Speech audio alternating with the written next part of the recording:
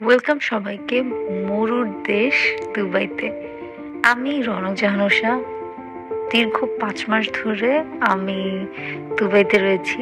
দুবাইতে বিভিন্ন ছোট ছোট জিনিস এক্সপ্লোর করতে মাঝে মাঝে খুব কম টাকায় পাওয়া যায়, তবে একা আপনি কোনো কিছু করতে গেলে বেশ ব্যয় সাপেক্ষ। আর আপনি ধরেন কোথাও যাবেন 2-4 জন 5 জন 7 জন মিলে, তাহলে দেখবেন কষ্টটা অনেক কমে যাবে। এই যে যেমন আমি আপনাদেরকে দেখাচ্ছি মরুর বুকে কিভাবে সূর্য ওঠা দেখতে হয়। অনেকেই বলবে এটাতে দেখার কি আছে, এটাতে এনজয় করার কি আছে। সূর্য উদয় জিনিসটা আমার কাছে মনে হয়েছে যে আমি বিভিন্ন জায়গা থেকে দেখছি, এখন মরুভূমিতেও যে দেখা উচিত। তো মরুভূমিতে আমি যেখানে গিয়েছিলাম সেটা পুরোপুরি মরুভূমি ছিল না, সেখানেও কিছু কিছু গাছ ছিল। যেহেতু দুবাইতে ছিল ডেজার্ট বললেও, যেহেতু এখানে কিছু কিছু গাছ উঠে গেছে, পুরোপুরি ডেজার্ট বলা যায় না। আমি গিয়েছিলাম রাস আল খোরে।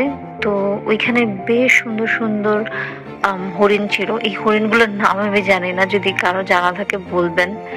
আমি জাস্ট এটা ইমাজিন করে গেছিলাম যে ঠিক আছে সূর্য উদয়টা দেখে আসি। সূর্য উদয় দেখতে গিয়ে এত সুন্দর একটা ভিউ সিনারি, এত সুন্দর একটা সকাল অনুভব করব বা ফিল করবো, এটা কখনোই ভাবিনি।